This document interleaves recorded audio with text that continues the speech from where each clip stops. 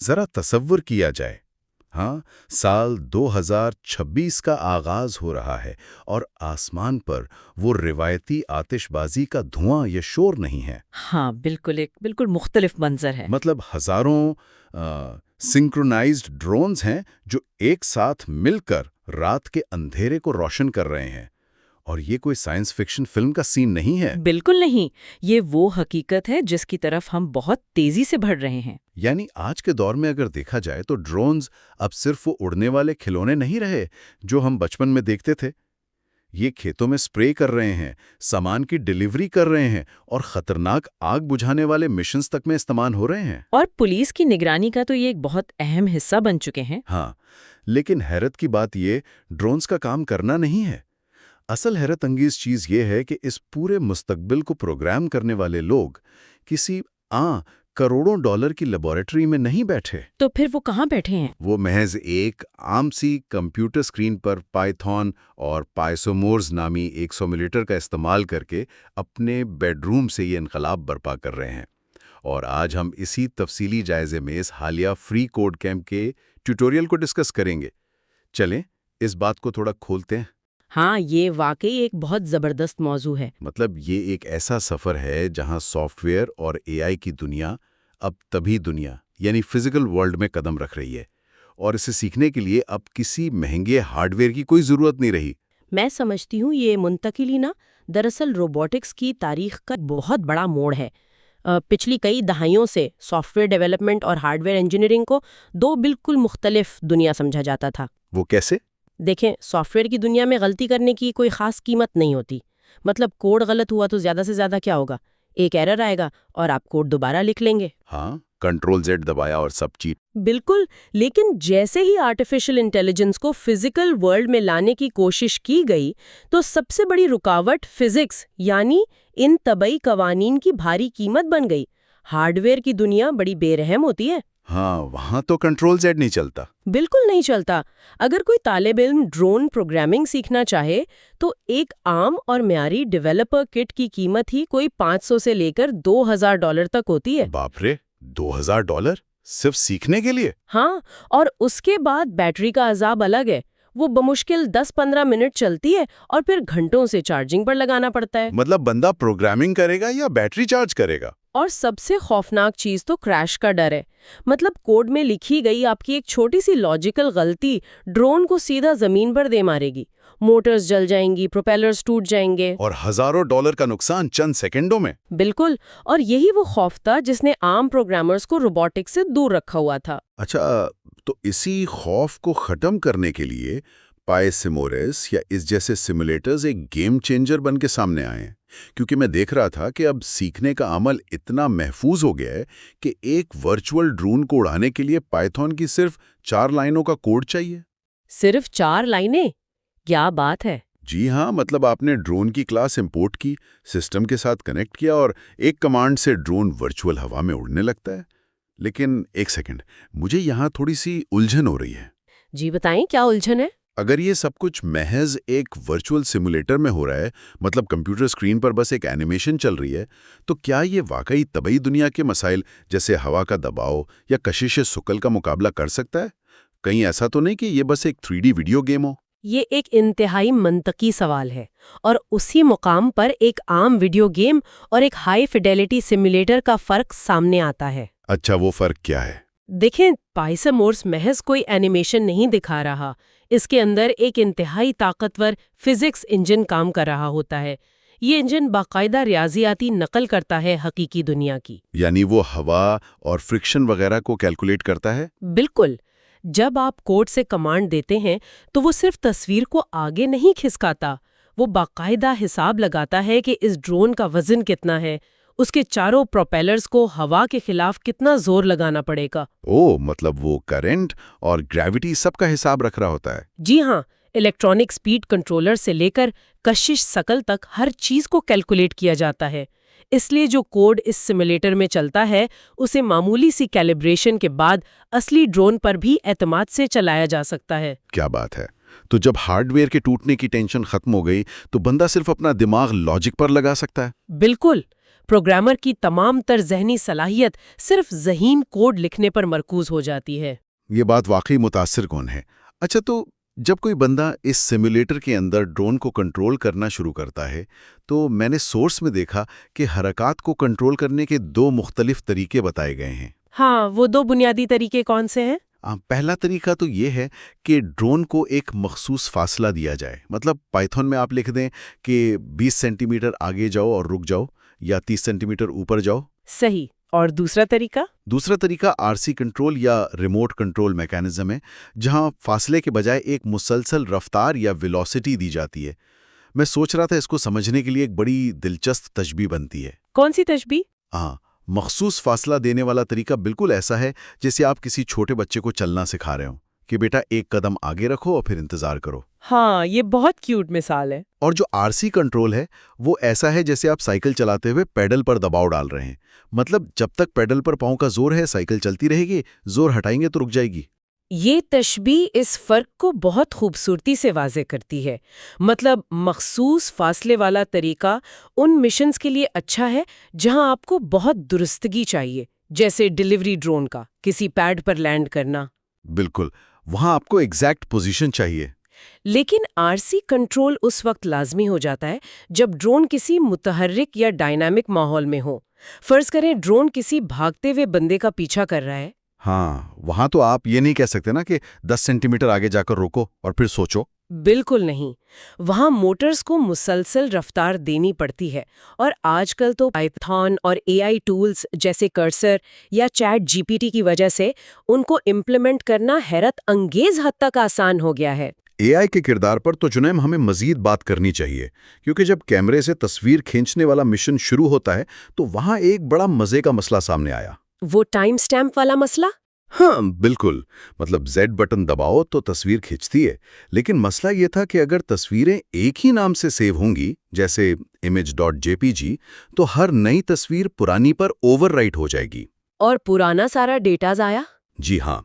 اب عام طور پر اس کے لیے پروگرامرز کو اچھا خاصا لمبا کوڈ لکھنا پڑتا ہے تاکہ سسٹم کا ٹائم اور ڈیٹ نکال کر تصویر کے نام میں ڈالا جائے، لیکن یہاں AI نے یہ سارا بوجھ اٹھا لیا اور خودکار طریقے سے ٹائم سٹیمپ کا کوڈ لکھ کر دے دیا۔ بالکل۔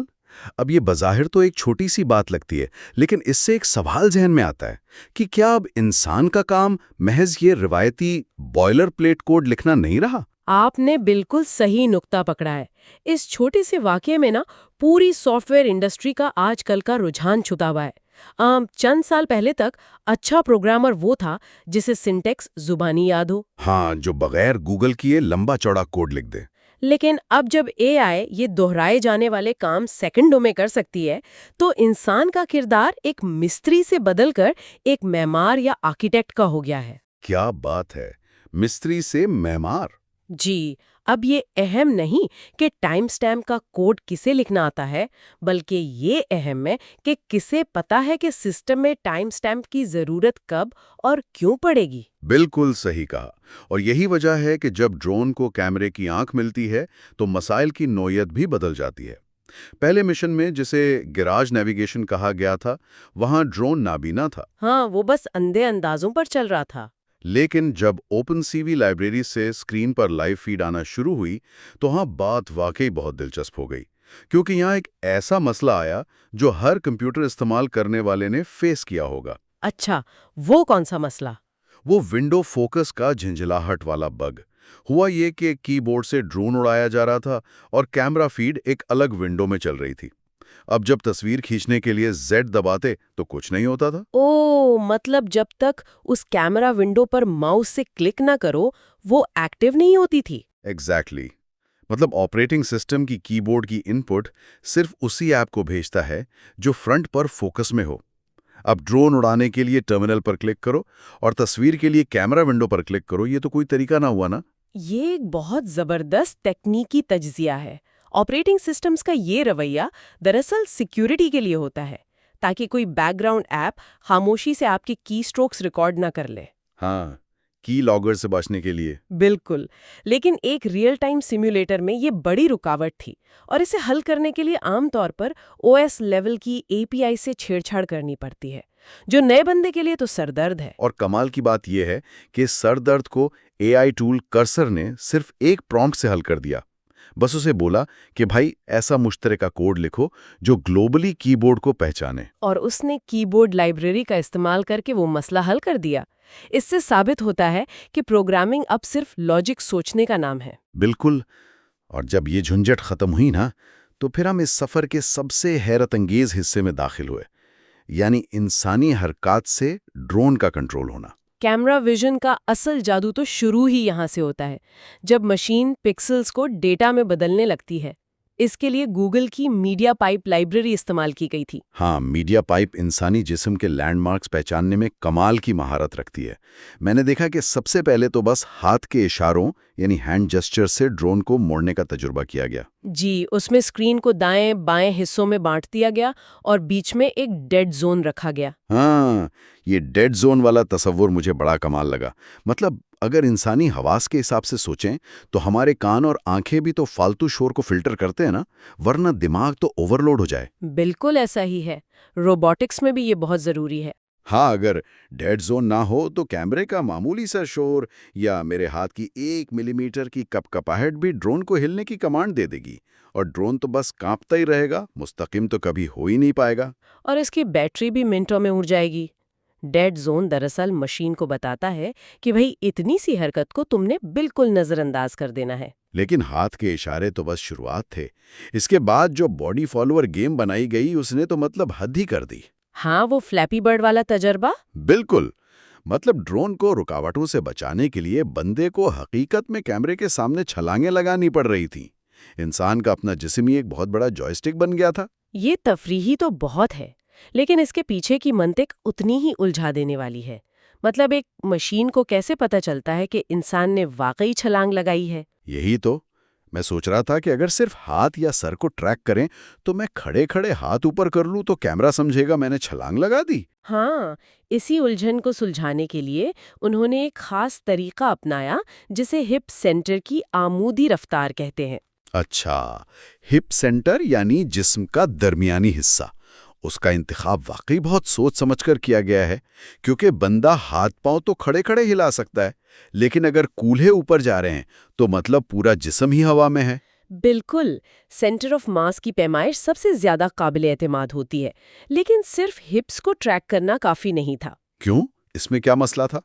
کیمرہ اگر تھوڑا سا ہل جائے یا روشنی بدل جائے تو سسٹم دھوکہ کھا سکتا ہے، اس لیے رفتار یا ویلوسٹی جانچنے کے لیے ریاضی کا سہارا لیا گیا۔ سسٹم نے صرف ایک فریم پر فیصلہ نہیں کیا، تو پھر کیسے کیا؟ اس نے لگاتار 5 فریمز کا ڈیٹا لیا اور ان کی رولنگ ایوریج نکالی۔ اس سے کیا ہوا کہ کیمرے کا شور اور معمولی کپکپاہٹ خود بخود فلٹر ہو گئی۔ کیا بات ہے! پھر سسٹم نے دیکھا کہ کیا ان 5 فریمز میں ہپ سینٹر کی اوپر جانے کی رفتار ایک مخصوص حد یعنی تھریش ہولڈ سے زیادہ ہے۔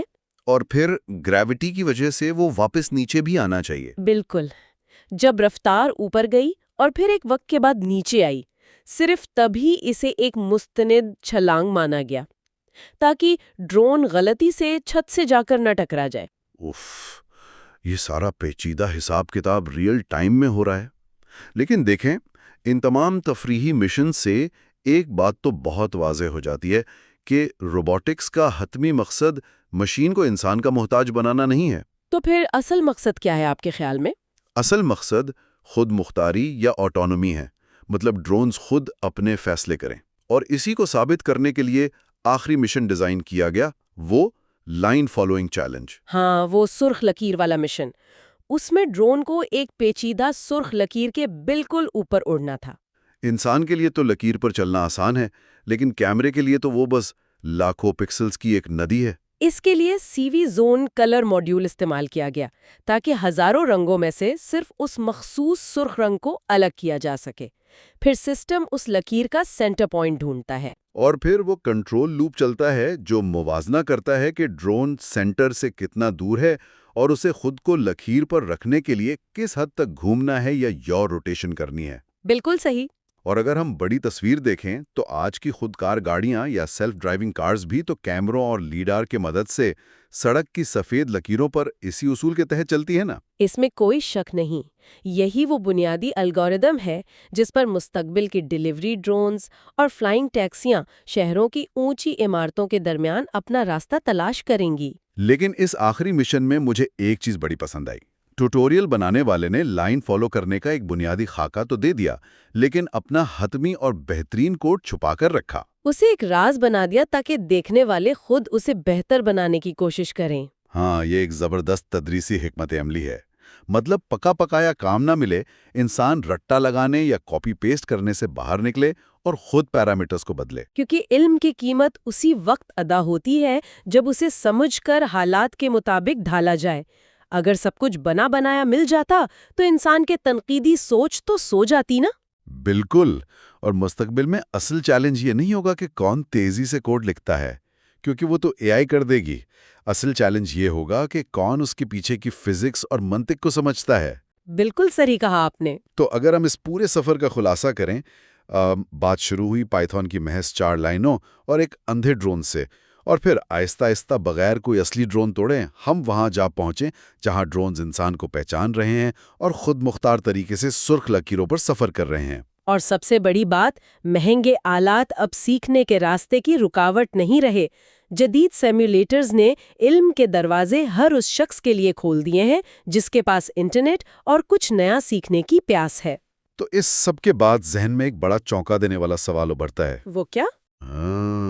اگر پائنس موروز جیسی ورچوئل دنیا 100% حقیقت کے قریب ہو جائے اور کوڈنگ کا سارا کام اے آئی خود سنبھال لے، تو کیا مستقبل کے ڈرون پروگرامرز کبھی کسی اصلی ڈرون کو ہاتھ لگائے بغیر ہی سب کچھ کنٹرول کر لیں گے؟ یہ واقعی سوچنے کی بات ہے۔ مطلب کیا مستقبل کا انسان محض اپنے خیالات اور ارادوں کا مہمار بن کر رہ جائے گا، جو بس اے آئی کو بتائے گا کہ کیا کرنا ہے اور مشین خود فیصلہ کرے گی کہ اسے کیسے کرنا ہے؟ یہ یقیناً ایک ایسا سوال ہے جس پر ہم سب کو ضرور سوچنا چاہیے۔